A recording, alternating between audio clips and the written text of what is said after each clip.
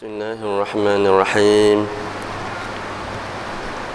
Alhamdulillahirabbil wassalatu wassalamu ala asyrafil anbiya'i wal mursalin wa ala alihi wa sahbihi ajma'in. Qala rabbi shrah li sadri wa yassir li amri wahlul 'uqdatam min lisani yafqahu qawli. Qala subhanaka la 'ilma lana illa ma 'allamtana innaka antal 'alimul hakim. ولا حول ولا قوة إلا بالله العلي العظيم أما بعد. Alhamdulillah, bersyukur kepada Allah Subhanahu wa taala yang telah memberikan segala nikmat yang tidak terhitung kepada kita semua, di mana Allah memberikan lagi kekuatan, kesihatan, kelapangan kepada kita semua untuk sama-sama beribadah kepada Allah Subhanahu wa taala di dalam rumah Allah yang serba indah ini. Alhamdulillah, dan juga terima kasih kepada seluruh ahli jawatan kuasa, pegawai masjid dan juga seluruh ahli jawatan kuasa yang berusaha tanpa mengenal erti penat ataupun jemu untuk memberikan ataupun mengadakan program-program yang boleh memberi manfaat kepada anak Korea, bahkan kepada seluruh umat Islam. Terima kasih. Mudah-mudahan hanya Allah sahaja yang boleh memberikan, boleh membalas jasa ataupun hasil usaha mereka. Mudah-mudahan Allah memberikan keberkatan kepada mereka, dan kerana ini semata-mata kerana Allah Subhanahu wa taala. Alhamdulillah. Abang-abang, kakak-kakak, mak-mak dan juga ayah-ayah semua, pada minggu lepas kita telah membicarakan tentang hadis, iaitu hadis yang membicarakan tentang man ahdasa fi amrina hadza ma laysa minhu fahuwa raddun, iaitu bicara tentang bid'ah. Dan kita dah bincangkan bahawa bid'ah ni ada dua. Ulama Ahlus Sunnah wal Jamaah membagikan bid'ah ni kepada dua bahagian, iaitu bid'ah hasanah dan juga bid'ah sayyi'ah ataupun bid'ah dalalah. Adapun ulama Wahabi membahagikan kepada bid'ah dunia dan juga bid'ah akhirat.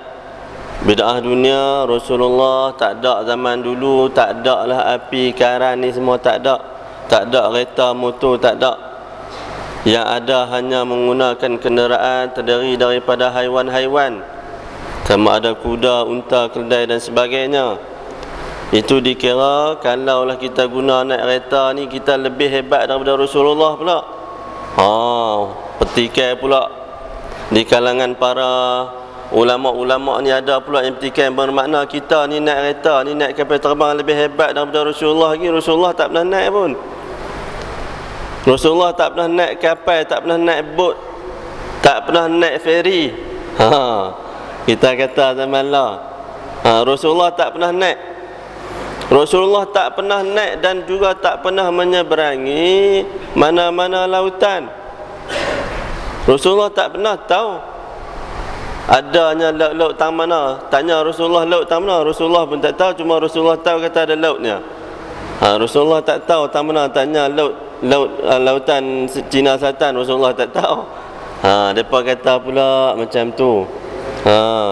Hujah di kalangan para cendekiawan Islam. Rasulullah tak pernah pun naik kapal, naik feri dan sebagainya. Tapi zaman sekarang orang naik kereta, naik bermacam-macam yang lebih hebat. Kerana apa? Kerana dalam hadis yang lain Rasulullah dah bagi tahu dah, sesungguhnya akhir zaman ini masa akan semakin dekat. Yang kita dengar daripada Tuan Syekh Mawarzi pada bulan-bulan yang lepas, 2 bulan yang lepas kalau tak silap saya. Bermakna semua tu Rasulullah dah bagi tahu dah. Kalaulah zaman Rasulullah dah ada kapal terbang, ada kapal, tak ada lah hadis nak bicara tentang benda-benda yang remeh-remeh ni. Benda-benda akan datang Rasulullah tak beritahu lah. Tu kita dikatakan hikmahnya. Maka puak Wahabi membahagikan bid'ah ni kepada dua, iaitu bid'ah dunia dan juga bid'ah akhirat. Adapun bid'ah dalam akhirat, mereka mengatakan hukumnya tak boleh kita mengada-ngadakan benda yang baru yang tidak pernah diamalkan, yang tidak pernah dilakukan oleh baginda Rasulullah dan juga sahabat.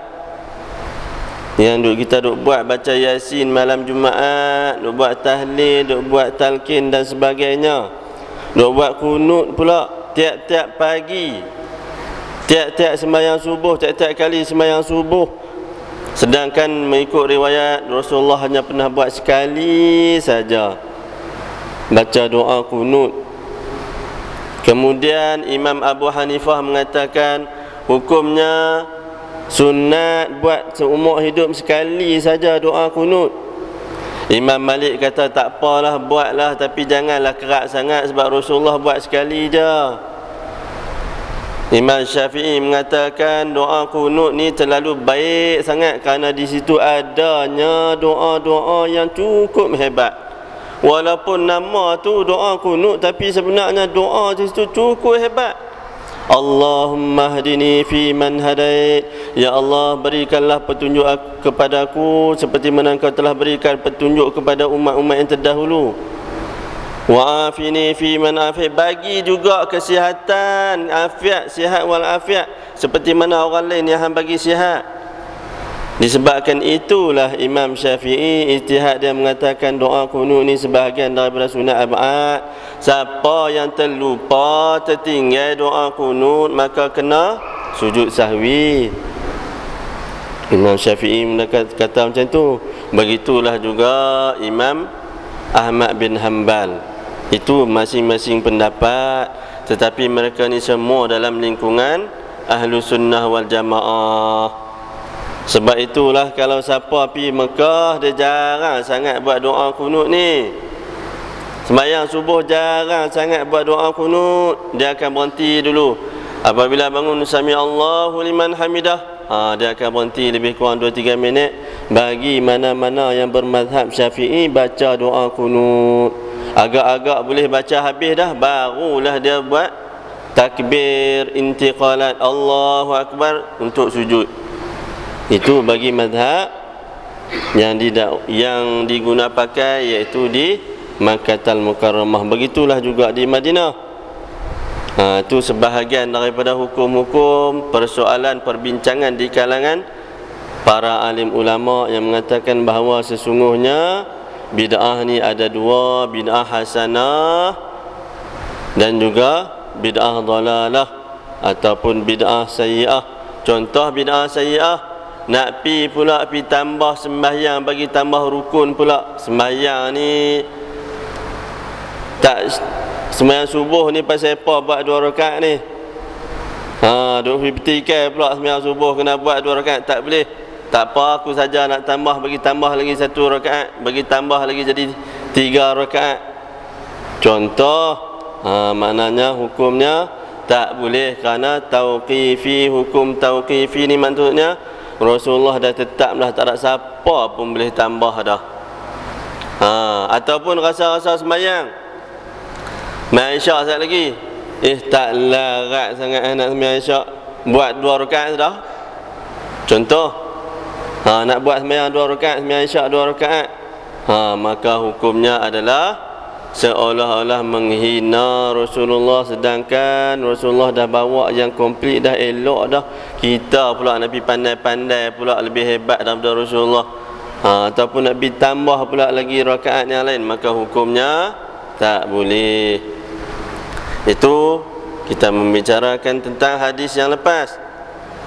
Adapun pada minggu ini kita membicarakan tentang hadis daripada Abu Abdullah An-Nu'man bin Bashir radhiyallahu anhu berkata bahawa beliau mendengar Rasulullah sallallahu alaihi wasallam bersabda, innal halala bayyinun wa innal harama bayyinun wa bainahuma umurun mustabihat la ya'lamuhunna katsirun minan nas faman ittaqa syubhat istabra'a lidinihi wa 'irdihi ومن وقع في الشبهات وقع في الحرام كالراعي يرعى حول الحمى يوشك أن يرتع فيه ألا وإن لكل ملك حمى ألا وإن حمى الله محارمه ألا وإن في الجسد مضغة إذا صلحت صلح الجسد كله وإذا فسدت فسد الجسد كله ألا وهي القلب. Hadis ini diriwayatkan daripada Abu Abdullah An-Nu'man bin Bashir bahawa dia mendengar daripada Rasulullah SAW bersabda, maksudnya sesungguhnya yang halal itu jelas dan yang haram itu juga jelas, dan di antara perkara yang haram dengan yang halal tersebut adanya benda syubhah, ada yang berlakunya keraguan di situ. Kebanyakannya manusia tidak mengetahui. Tak tahu manusia ni banyak tak tahu hukum bab ni. Nak kata halal ke, nak kata haram ke, tak tahu. Sekejap lagi kita kupas insya-Allah. Ramai orang tak tahu. Maka sesiapa yang menjaga dirinya daripada perkara yang syubhat itu bererti dia telah membersihkan agama dan kehormatannya. Maknanya kalaulah dia boleh jaga tak jatuh dalam perkara-perkara yang syubhat, maka terpeliharalah agamanya dan juga maruah dia. Seterusnya, sesiapa yang melakukan perkara syubhat itu dia telah terjatuh ke dalam perkara yang haram. Boleh jadi kalaulah dia dengan niat tekad sungguh-sungguh boleh jadi jatuh dalam benda yang haram. Apakah perkara tersebut akan kita bincangkan. Seperti pengembala yang berada di sekeliling batas tanah gembalaan milik orang. Lambat laun dia akan masuk ke dalamnya juga. Ingatlah bahawa setiap raja ada larangannya, dan ingatlah bahawa larangan Allah adalah apa-apa yang diharamkannya. Maka raja ni kalau ada kawasan larangan, siapa masuk kena tembak, macam itulah Allah Ta'ala pun. Benda yang Allah haram, kalau kita cuba buat juga, maknanya dosa yang kita dapat. Begitulah ibaratnya. Dan ingatlah bahawa dalam jasad itu ada segumpal daging. Jika ia baik, baiklah segala jasad seluruhnya. Jika ia rosak, rosaklah jasad seluruhnya. Ketahuilah bahawa segumpal daging itu adalah hati. Hadis ini amat besar di sisi para alim ulama dan juga umat Islam.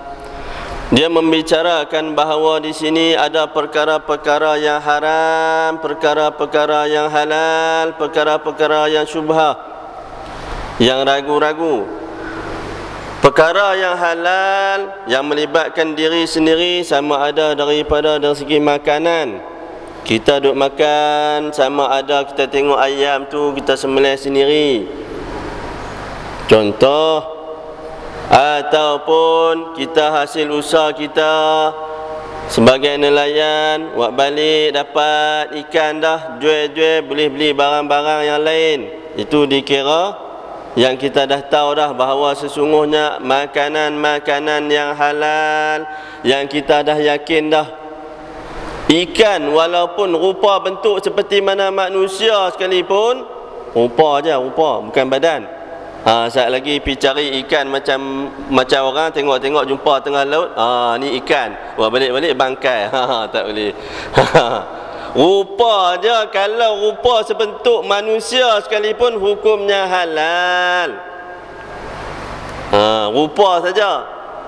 Rupa muka dia. Saat lagi duk pergi cari pula macam orang, pergi balik, tu dia tengok ni orang, ni ikan ni. Ikan tak tahu tu, nampak tengok duk tengah laut. Oh, rupa-rupanya daripada Taufan Hayyan tu bawa orang Filipina mai sampai ke pantai Terengganu. Ha, tu dia jenuh kacau kali tu. Ni abang ni ikan kami jumpa duk terapung, ikan mati dah. Ambil lah ikan tu, sebabnya apa dah? Ikan walaupun mati dikira halal. Ha, kalaulah nak dapat ikan hidup, mampulah kita jenuh cari kita. Allah ni bagi kat kita ni, suruh kita fikir, ya Allah, engkau ni maha bijaksana. Kalaulah engkau tetapkan kena cari ikan yang hidup, mampu kita.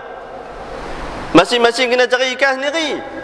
Lepas tu kena goreng hidup-hidup.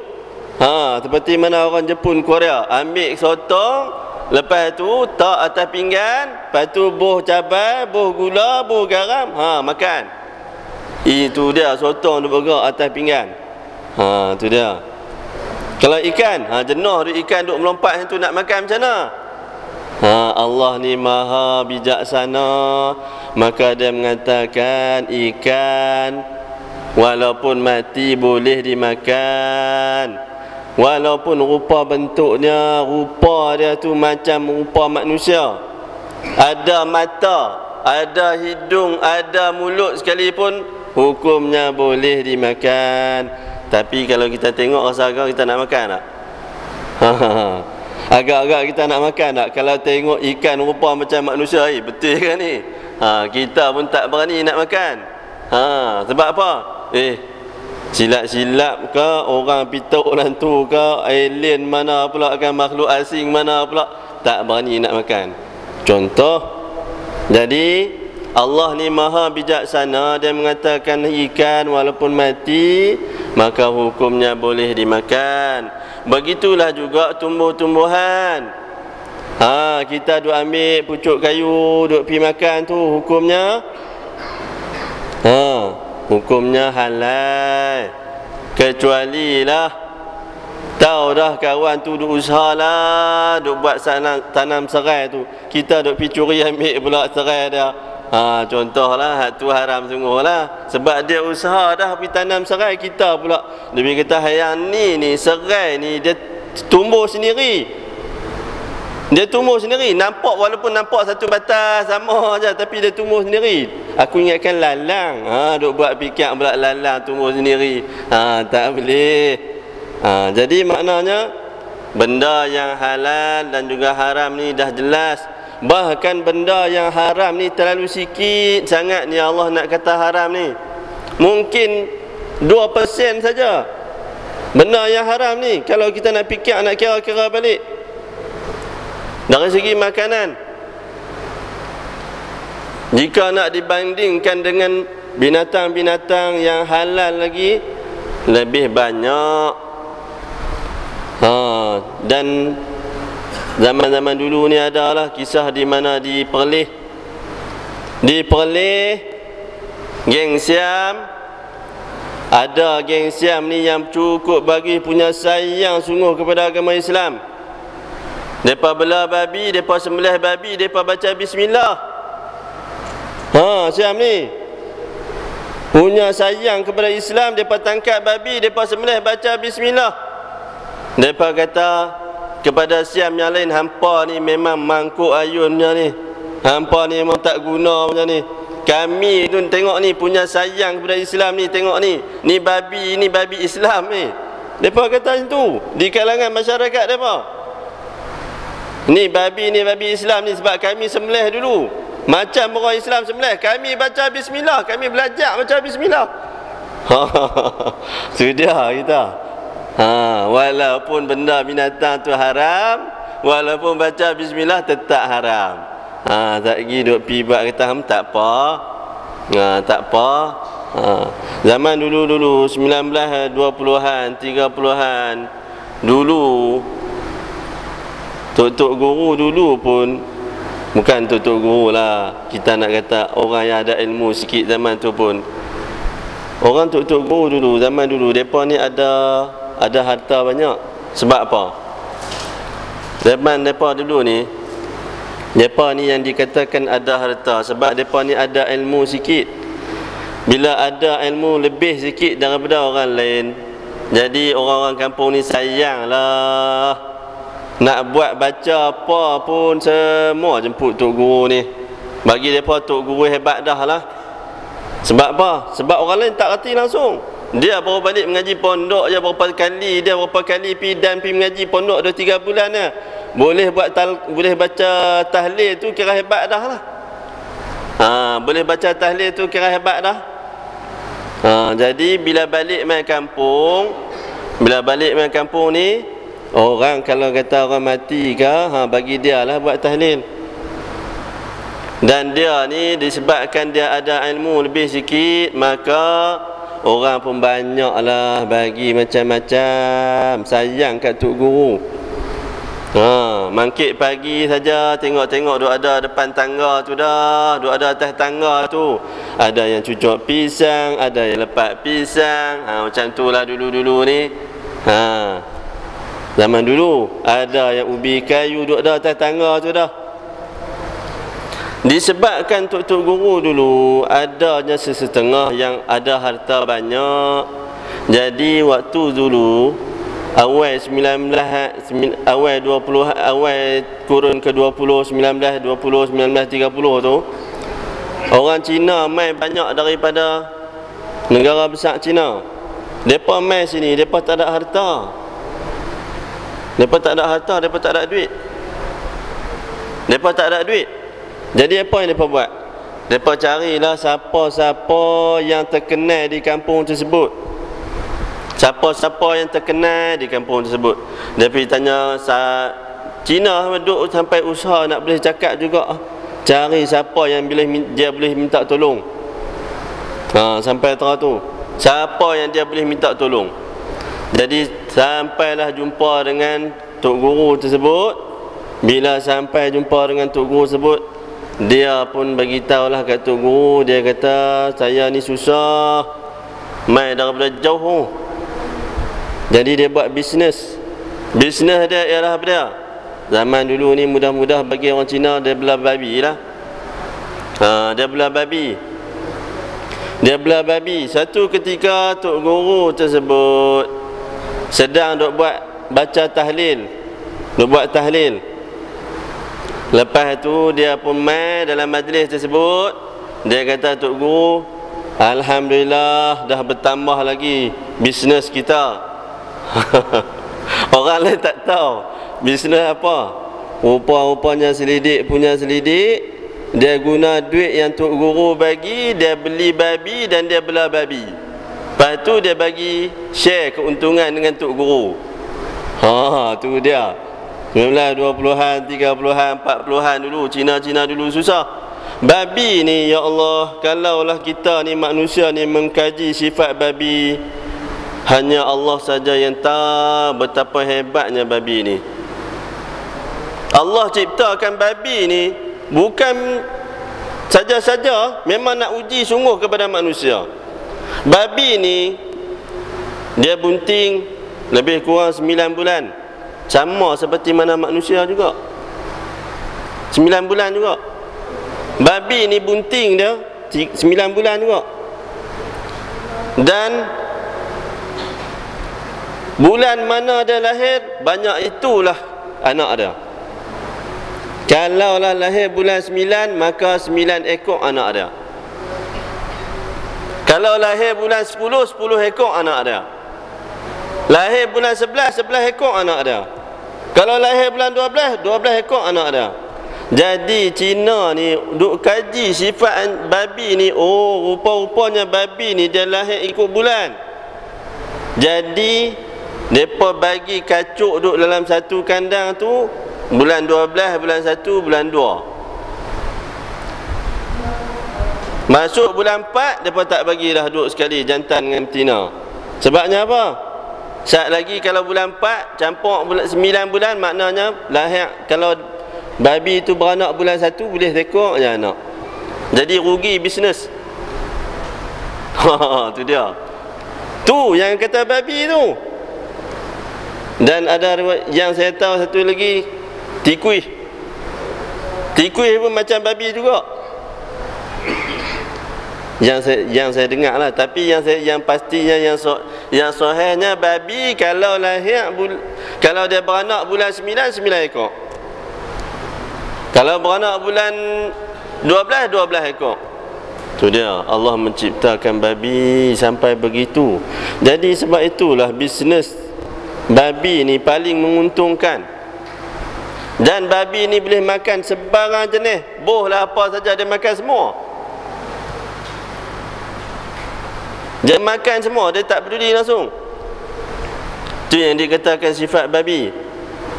Kemudian perbincangan, perdebatan di kalangan para cendekiawan Eropah. Profesor Eropah kata Islam ni memang zalim. Mereka kata Islam ni memang zalim. Kenapa? Kenapakah Allah haramkan babi, sedangkan babi tu bagi mereka daging yang paling sedap, walaupun mereka tahu ada 1001 jenis kuman dan bakteria dalam daging babi tersebut. Walaupun ada 1001 jenis bakteria yang ada dalam daging babi, tapi bagi mereka mengatakan daging babi adalah daging yang paling sedap. Itu dia. Profesor Eropah ni mereka tak puas hati. Mereka kata apalah Islam ni zalim ni, Islam ni diskriminasi. Mana boleh, Allah cipta semua ni semuanya elok. Mereka kata Allah cipta ni semua elok. Kalau kata Allah cipta ni semua elok, hang makan sekali dengan tulang, sekali dengan kulit tu, sekali dengan taik-taik yang ada dalam babi tu, awak tak makan sekali. Apa kata binatang ni semuanya elok? Kalau guna logik akal, mereka kata babi inilah antara binatang yang paling kalau nak buat bisnes menguntungkan. Jadi apa yang berlaku? Seorang profesor Islam yang bernama Syekh Muhammad Abduh ataupun reformis Islam, dia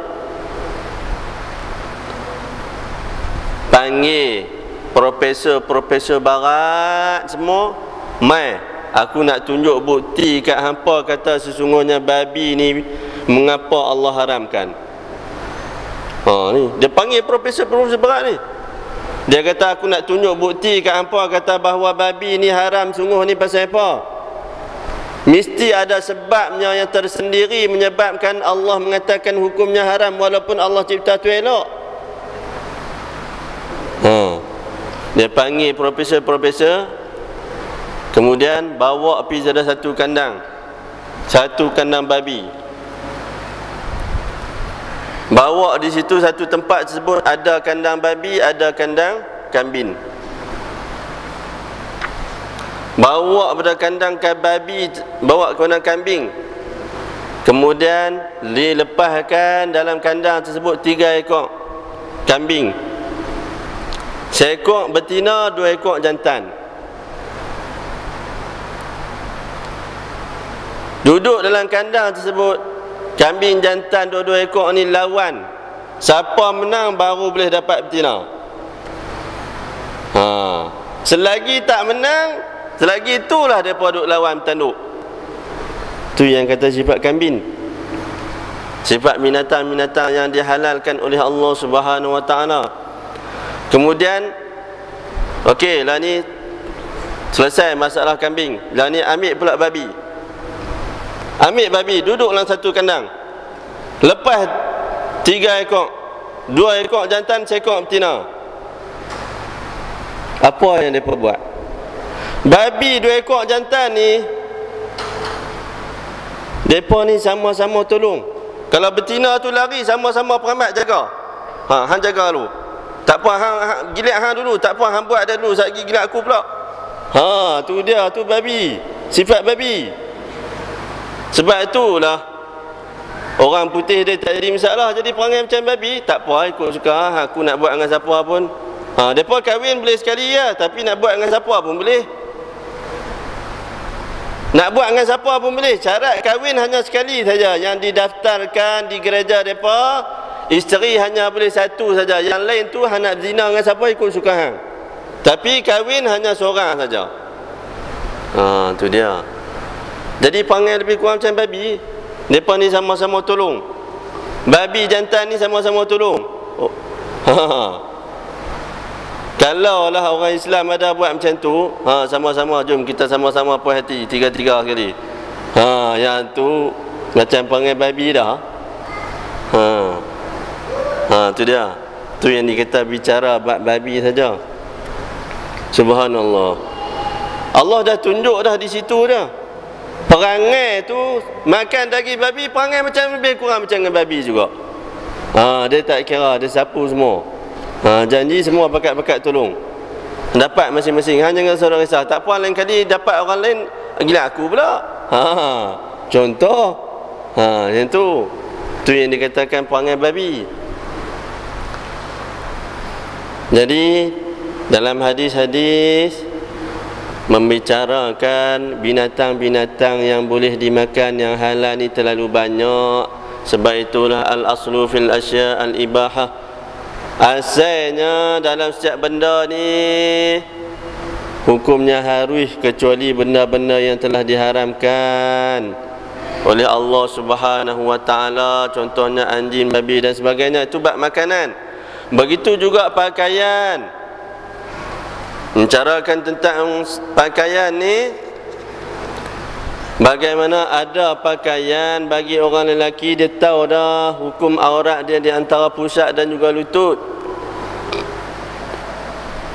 Adapun pakaian juga adalah benda-benda yang tidak dilarang oleh Allah Subhanahu wa taala, contohnya emas dan juga sutera. Orang lelaki tak boleh pakai. Sesiapa yang pakai sama ada emas ataupun sutera, nescaya apabila dia masuk dalam syurga, jika ditakdirkan oleh Allah, dia tidak akan sama sekali boleh pakai lagi dah. Kerana di dunia dulu dia dah pakai dah. Duk pi buat pula subang sebelah zaman lah. Ramai sangat orang lelaki buat subang sebelah. Lepas tu buhlah emas lah, macam-macam benda. Dengan pakai gelang lah, dengan pakai rantai. Dan dalam syurga nanti mereka tak boleh langsung dah pakai semua tu. Lagi benda-benda yang dihalalkan ialah susu. Susu ni salah satu yang Allah ciptakan kepada manusia, suruh manusia fikir. Di antara dua benda, baina damin wa farsin, di antara darah dan juga taib, untuk terhasilnya susu. Subhanallah. Allah menciptakan, menukarkan daripada benda yang elok dengan di antara yang tak elok, menjadinya susu. Subhanallah. Itu. Kemudian benda-benda yang diharam, contohnya tak bolehlah makan bangkai kecuali terlalu lapar sangat, kecuali terlalu darurat sangat. Zaman lah tak ada, zaman kita di Malaysia ni tak ada. Tak ada, kecuali kalau lah yang berlaku bangunan runtuh sampai 4-5 hari tak ada air, minum air kencing, yang tu hukumnya harus. Sebab apa? Darurat, tak ada langsung dah air lain. Contoh, adapun yang lain ni zaman biasa lah ni, banyak sangat. Kemudian darah, tulang tak boleh juga dimakan. Minuman yang mabuk, maka hukum juga tak boleh.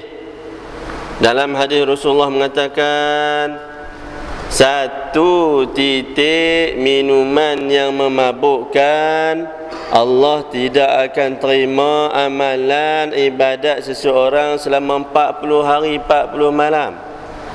Ya Allah, bayangkan satu titik. Tu yang kata, kami minum satu titik tak mabuk. Jangan kata satu titik, kami satu botol pun tak mabuk. Yang tu orang dah biasa dah. Orang duk kenal biasa memang dia tak mabuk. Sebab apa? Sebab dia dah biasa dah. Seterusnya mendedahkan aurat. Juga perkara yang haram yang kita tahu, tak boleh mana-mana perempuan mendedahkan auratnya. Tak boleh langsung. Ni macam mana anak-anak kita zaman lah ni duk pakai seluar ketat ni. Kita tak risau ke? Kita tak rasa takut ke? Anak-anak pakai seluar ketat. Anak-anak yang balik adalah, yang tak balik kecil-kecil itu 2-3 tahun tak apalah. Saat lagi 2-3 tahun pun nak kena pakai jubah. Jenuh kali tu. Dah anak-anak yang dah akhir balik dah, terutamanya anak-anak perempuan. Rasulullah kata apa? Ada 2 hadis yang saya teringat. Yang pertama, mana-mana orang yang tidak menutup aurat dengan sempurna, amalannya tidak diterima oleh Allah. Kita tengok anak kita bagus, sembahyang elok, puasa, tapi pakai seluar ketat. Dalam hadis tu Rasulullah kata Allah tak terima amalan kita. Seronok tengok je bagus. Kita seronok tengok, anak aku bagus, sembahyang bagus, puasa bagus, tapi pakai seluar ketat. Dalam hadis itu Rasulullah mengatakan tak terima amalan. Tak terima amalan walaupun hang sembahyang, walaupun hang puasa. Itu hadis yang pertama. Hadis yang kedua, mana-mana wanita yang tidak menutup aurat ataupun tak sempurna jaga auratnya, tidak akan bau syurga. Tu dia. 2 hadis ni dah cukup dah menakutkan kita mengenai bahayanya mana-mana wanita yang tidak menutup aurat. Kenapa? Kerana itulah punca boleh berlakunya masalah-masalah kemungkaran kepada orang lelaki. Kita pun jalan pi tu sudahlah, bilion ke contoh ada di pasar malam cukuplah. Depa jalan depan kita tu dia nyang. Yang depan cara depan, yang belakang cara belakang. Dengan seluar ketat nampak sampai sepeda. Tak ke masalah kita. Kita bukan sengaja nak tengok jalan, tengok tu dia sekali dengan sepeda dia, sekali nampak dalam dah. Tu dia, tak masalah yang tu. Kita penjenah istighfar, astagfirullahalazim, kali ikut belah lain, kali ikut belah lain. Tu dia sampai teratur. Tu 2 hadis. Walaupun dia sembahyang, walaupun dia puasa, Allah tak terima amalan. Yang kedua pula, takkan bau syurga. Kita tak takut ke sampai teratur? Allah, tak tahulah nak cerita macam mana lagi. Tak tahu nak kata macam mana lagi. Masing-masing muhasabah diri, balik tengok. Kalau ada setengah tutup guru dulu, siapa yang kena Ustaz Nikmat? Derang, Kuala Nerang. Siapa kena Ustaz Nikmat? Anak-anak dia, kalau dia tengok pakai seluar jin, dia ambil seluar jin, dia ambil gunting, dia kerat terus. Puas hati. Nak pakai seluar jin. Jin ni orang jin yang pakai, dia kata. Hampa pun nak pakai pakaian jin juga, nak jadi macam dengan jin juga. Anak-anak dia lelaki pun tak boleh pakai, tambah orang perempuan. Sampai teratur. Kalau Ustaz Nikmat setengah tutup guru tengok pakai seluar jin, kalau duduk dalam majlis dia mangkit tu ya. Tengok mana-mana anak murid dia, kalau ada pakai seluar jin dia mangkit terus. Dia tak cakap banyak. Tak mau. Dia kata tak mau seluar jin. Seluar jin ni daripada barat. Sebab itu dia kata ni hampa ni terpengaruh dengan barat. Tapi ulama zaman lah tak ada lagi. Kalau buat macam tu, pakai tak ada mengaji, main-main tengok seorang duduk tani, mangkit terus. Hak lain duduk tunggu nanya saja. Kalau nak kira macam tu lah. Tu dia. Pakai seluar jin. Yang saya dengar macam tu lah. Itu menedahkan aurat. Dan juga mencari rezeki dengan cara yang haram. Contoh dia curi, rompak dan sebagainya. Yang tu memang dah sah, hukumnya haram dan sebagainya. Syubhat ni apa dia? Yang ni bab syubhat ni yang paling masalah. Bab syubhat ni banyak. Contohnya, syubhat ni maksudnya ragu-ragu. Sama ada ragu-ragu pada makanan, ataupun pada pakaian, ataupun pada urusan kita. Contoh je pada makanan, Kalau kita pergi makan di kedai tersebut, di kedai warung-warung biasa ni, itu juga masuk dalam perkara syubhat. Kerana kita tak tahu mereka ambil daripada sumber mana, mi daripada mana, kicap apa mereka guna dan sebagainya. Sampai saat tu, kalau hak hotel dapat tanda halal tu tak apalah. Yang daripada halal JAKIM tu memang dah confirm dah, sebab JAKIM akan pantau. Mereka akan hantar buat sama spot check dan sebagainya. Tetapi kalau yang restoran-restoran tepi jalan ni ataupun kedai-kedai tepi jalan dikira masih lagi dalam syubhat walaupun orang Islam yang masak, kerana tak tahu sumber-sumber dia apa dia. Daripada mana mi tu dapat, daripada mana kotel dan sebagainya tu, semua tu dimasuk dalam syubhat. Ulama-ulama hadis tak boleh makan sama sekali di kedai-kedai. Hakim-hakim pun tak boleh makan di kedai. Kerana beli bungkus boleh makan di rumah. Kenapa? Takut macam hakim-hakim syar'i ni, qadi-qadi yang ada kuasa untuk menentukan sama ada kawan ni salah ataupun tidak ni, mereka tak boleh makan di kedai. Takut. Kerana apa? Takut sekali lagi peniaga tu kata tak apa, tak ataupun orang lain tolong bayar. Maka kalaulah masuk dalam mahkamah disebabkan rasanya malu Allah dengan orang tersebut, maka dia menang kes ataupun dia tak jatuh salah, maka itulah yang jadi masalah. Qadi ataupun ahli hadis. Tapi zaman Allah tak ada ahli hadis, tak ada, cuma hakim-hakim je. Yang tu lah. Tu dari segi makanan. Kemudian dari segi pakaian, kita tak tahu zaman lah. Kadang-kadang beli kasut, rupa-rupanya zaman lah ni kasut ni banyak yang diperbuat daripada kulit babi, cuma kita tak tahu. Kasut-kasut yang diperbuat daripada kulit babi ni ada bulat 3. Dia duduk satu bulat 3-3, dia duduk jarak-jarak kasut tersebut. Kalau tengok ada macam tu, itu daripada kulit babi. Dan ada pula teknologi yang terbaru, boleh buang pula tanda-tanda tu. Lagi masalah kita nak pakai. Sebab itulah kena hati-hati melibatkan kasut kulit. Kalau siapa yang suka pakai kasut kulit, kalau kasut jenis kain tak apalah, jenis kain tak apa. Adapun yang ketiga, masalah iaitu perhubungan, iaitu jual beli. Yang ni bab keraguan ni cukup banyak, terutamanya melibatkan banking dan juga jual beli. Contoh dia yang melibatkan benda-benda syubhat ni, kalau kerja dengan bank konvensional, ulama mengatakan hukumnya haram zaman law. Kerja dengan bank walaupun jadi akuntan bank, Maybank ke, CIMB ke sebagainya, tu dia tak ke masalah kita. Berapa ramai, berapa puluh ribu pekerja bank konvensional. Itu dia.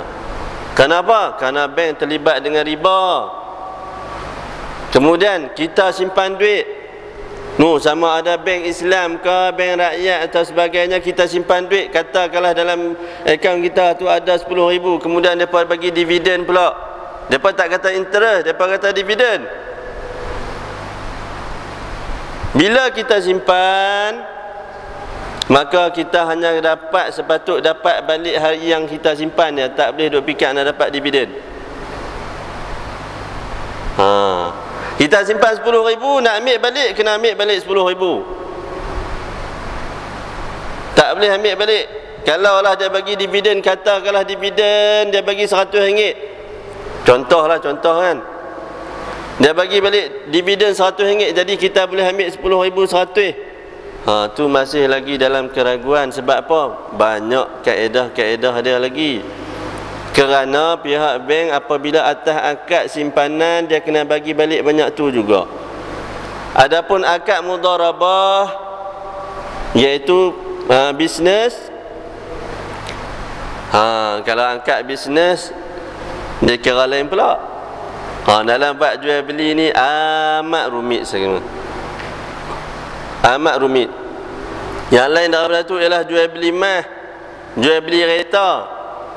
Kereta kita nak trade in kereta, tolak kereta ambil kereta baru, tolak kereta lama ambil kereta baru. Adakah betul seperti mana yang kita buat zaman sekarang? Jual kereta tu habaq kat token ni, pergi kat syarikat Toyota ataupun Honda, ni saya nak jual kereta yang lama ni. Honda Civic yang lama ni saya nak jual ni. Harga dia 60,000. Token tu bagi duit kat kita 60,000 lu seketui, duk ada di tangan kita. Lepas tu baru kita beli yang baru. Kemana ada orang buat itu? Token kata tak ada. Aku tukar ambil hak ni, ambil kereta baru. Nah, kunci ambil kereta baru. Baki dia lebih 20,000 lagi, hang bayar sama ada cara ansuran atau sebagainya. Tu dia. Tak ke masalah tu. Tu baru bab kereta. Banyak lagi benda-benda yang syubhat yang telah berlaku pada zaman sekarang. Maka inilah sebahagian daripada yang Rasulullah mengatakan, wa bainahuma umurun mustabihat la ya'lamuhunna katsirun minan nas, iaitu banyaknya perkara di antara dua-dua di antara halal dan juga haram tersebut, perkara-perkara syubhat, dan banyak manusia yang tak tahu. Kita pergi jual beli kereta tu rasa okey dah, tapi dalam Islam tak lepas lagi.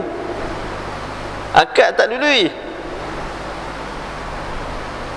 Tak dului akad tu. Itu disebut dalam hadis Rasulullah, safqataini fi safqah atau bai'ataini fi bai'ah, iaitu dua perjanjian dalam satu ataupun dua jual beli dalam satu akad. Tak boleh, kerana akad kena satu per satu. Ini dia.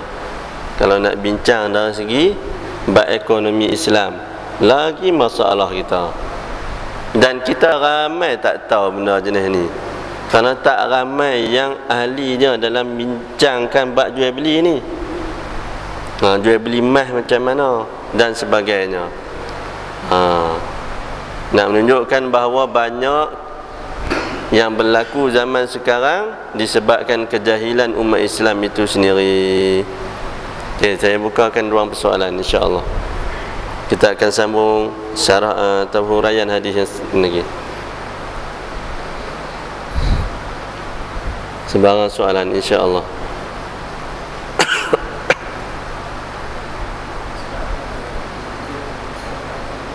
Ya.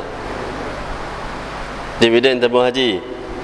Sebab tu saya katakan, kalau kita mengaji bahagian jual beli, adakah kita simpan tersebut betul-betul kita simpan ataupun kita melabur? Jadi ada dua, simpanan satu, pelaburan satu. Kalau simpanan macam juga pinjaman, kita pinjam dengan kawan 100, kena bagi balik 100. Tak boleh bagi lebih, tak boleh bagi kurang. Kalau kurang ikutlah, dia kata tak apalah, hang bayar aku 90 dah lah, RM10 tu halal lah, contoh. Okey, sama ada simpanan atau pelaburan. Kalau pelaburan, kalaulah kita melabur, kita kata kat tabung haji, saya nak duit ni, simpanan saya ni, duit saya ni bukan sebagai simpanan, ini adalah pelaburan. Pihak tabung haji boleh guna duit saya untuk melabur di mana-mana tempat, buat bisnes apa sekalipun. Keuntungan kena tahu siap-siap dah, dari segi syarat berapa persen, saya dapat berapa persen. Selalunya pihak bank yang tentu, kita bukan tentu. Disebutkan aqdul iz'an, iaitu akad yang tetap. Dia saja buat kontrak seorang-seorang. Dia pihak bank ni, dia ikut suka dia. Aku nak bagi berapa dividen, berapa persen, itu dia punya pasal. Kita tak boleh terima apa. Dari segi hukum mudharabah, dari segi pelaburan, tak boleh. Dari segi pelaburan, dia kena sama-sama. Okey, berikan simpan melabur 10,000, saya melabur 10,000, jadi 20% keuntungan saya dapat. Tapi kita mana boleh tawak itu dengan bank. Bank kata ikut suka hang, nak simpan tak kat aku, tak, kata mah pergi simpan tak lain. Contoh, takkan kita nak simpan lah rumah sampai 20-30 ribu, takut juga satgi orang curi dan sebagainya. Contoh, saya katakan contoh. Jadi pihak bank dia katakan kami bagi dividen. Kerana apa? Sebagai galakan, kerana telah pun menyimpan di tempat kami dan kami menggunakan sebahagian daripada simpanan tuan-tuan untuk pelaburan, dan disebabkan keuntungan maka kami berikan dividen, dan dividen ini tidak dijanjikan berapa banyak. Kami tak janji berapa banyak. Kami dapat untung dulu, baru kami kira-kira semua lebih dah, baru kami bagi balik. Kalau pelaburan yang sebenar dapat untung banyak mana? Kita kita sebagai pemodal dan juga orang yang menguruskan kewangan kita tersebut ikut berapa persen yang kita tetapkan, berapa persen yang kita boleh dapat keuntungan. Kalau rugi, burn terus duit kita. Kalau kita buat bisnes 10,000, kita bagi dia buat bisnes, tabung haji buat bisnes, tengok-tengok bankrupt tabung haji. Sebab apa? Saham semua jatuh. Ladang-ladang yang ada di Indonesia dan dalam Malaysia ni terbakar habis semua, rugi habis. Contoh, walaiyazubillah lah, minta lindung lah kan. Ataupun kena taufan atau sebagainya, habis rugi. Tabung haji semua rugi. Tahun tu duit kita kalau betul-betul sebagai pemodal, maka hilang habis semua. Tu dia. Masuk bab jual beli ni, masuk bab simpanan bank ni pun memang cukup masalah. Akad apa yang diguna pakai? Kalau musyarakah ke, ataupun mudharabah ke, ataupun simpanan ke, wadiah atau sebagainya. Tetapi zaman sekarang bank-bank konvensional pun dia akan buat macam itulah, sebab dia akan tarikkan pelanggan, dia akan berikan dividen. Pihak bank-bank konvensional, mereka tak ada masalah, mereka boleh melabur di mana-mana saja. Janji mendapatkan pulangan yang tertinggi, dan disebabkan dapat pulangan yang tertinggi, dapat keuntungan banyak, mereka boleh bagi dividen banyak berbanding yang Islamik. Islamik ni terhad, dia hanya boleh bisnes dia sendiri dan juga melibatkan bank negara, iaitu yang disyaratkan oleh bank-bank negara saja. Yang Islamik ni cukup payah. Contohnya yang antara yang untung banyak ialah bank-bank konvensional, lagi syarikat-syarikat telekomunikasi, genting, ataupun syarikat-syarikat rokok, ataupun syarikat-syarikat judi. 5 ni saja yang mencatatkan keuntungan yang paling banyak. Yang lain daripada itu, bisnes lain slow. Harta tanah, nak beli tanah hari ni, nak jual bila masa nak boleh dapat untung banyak. Tak seperti mana judi, tak seperti mana syarikat rokok. Orang lagi duit, lagi harga, lagi masalah kepada manusia ni. Kalau lah manusia bertambahnya kaya, lagi banyak orang isap rokok. Kalau lah hari down, antara kita kata apa, ekonomi meleset sekalipun, orang isap rokok juga. Kata apa? Nak lepas tension, rokok juga. Sebab apa? Nak lepas tension, terpaksa cari rokok juga. Tu antaranya hujah-hujah yang diguna pakai oleh penghisap rokok. Masa hari kaya, tak apa lah, okey lah, ekonomi lah ni okey je, RM10 tambah duduk di Langkawi ni RM6 4 kupang satu kotak dan nak heran apa. Kalau duduk di tanah besar sungguh RM12. Di tanah besar RM12, main sini baru RM6 4 kupang. Lah biasa lah, simple lah, murah lah sikit lah. Macam tu. Sama ada senang ke ekonomi tengah elok ke, ataupun ekonomi jatuh ke, syarikat rokok tak pernah rugi. Bahkan mereka menghasilkan rokok sehingga 2 juta batang dalam masa 1 jam. Setahun berapa 15 bilion rokok dihasilkan antara satu-satu syarikat utama dunia. Hantar mai kita duk isap. Bahkan ulama mengatakan dalam tu ada 40 perkara-perkara yang diharamkan dalam satu batang rokok, tapi kita tak nampak. Adanya arak, ada macam-macam lagi lah. Wallahu a'lam, tu kita tak tahu. Sebab hal tu di kalangan majlis fatwa zaman sekarang dah hukum dah, iaitu hukumnya haram. Tapi terpulanglah tepuk dada tanya iman. Kita boleh kata je macam tu, tapi nak buat macam mana? Payah nak tinggal. Mungkin ustaz tak biasa isap rokok, betul ha. Ustaz tak biasa isap rokok, tak apa, kami biasa isap rokok nak tinggal ya Allah. Dia ketai lagi sampai ketak tangan-tangan tu. Tambah-tambah buka puasa tu, buka puasa dengan isap rokok ya. Ha, pun ada juga orang tengah macam tu. Ha, tak apalah, kita doa mudah-mudahan Allah memberikan kekuatan. Jangan duk celah dia. Kita doa supaya dia berikan kekuatan, supaya bertambahnya kuatnya iman. Bukan macam zaman para sahabat dulu. Zaman para sahabat dulu, Rasulullah kata arak diharamkan. Oh, dengar Sayyidina Umar tengah duk nak pegang botol arak dah. Para sahabat ni duk pegang botol arak dah. Dengar kata pengharaman rokok. Ambil habis, katok habis, buat balik di rumah, mana ada guri-guri semua katok buang habis. Tu zaman Rasulullah. Sebab mereka sayang pada Rasulullah dan mereka kuat iman. Bukan macam kita. Kita ni masalah. Ada lagi soalan? Tak ada? Tak ada? Pokok mak-mak ada di belakang. Tak ada soalan no? Alhamdulillah. Okay, sampai di sini saja pertemuan kita, insya-Allah. Pada waktu yang lain kita akan bertemu lagi. Kita akan sambung hadis yang ni juga, mengenai huraian hadis ini juga. Yang baik tu datangnya daripada Allah Subhanahu wa taala, yang kurang tu adalah daripada kelemahan saya sendiri. Wabillahi taufiq. أقول قولي هذا وأستغفر الله العظيم لي ولكم ولسائر المسلمين والمسلمات والمؤمنات برحمتك يا أرحم الراحمين. بسم الله الرحمن الرحيم.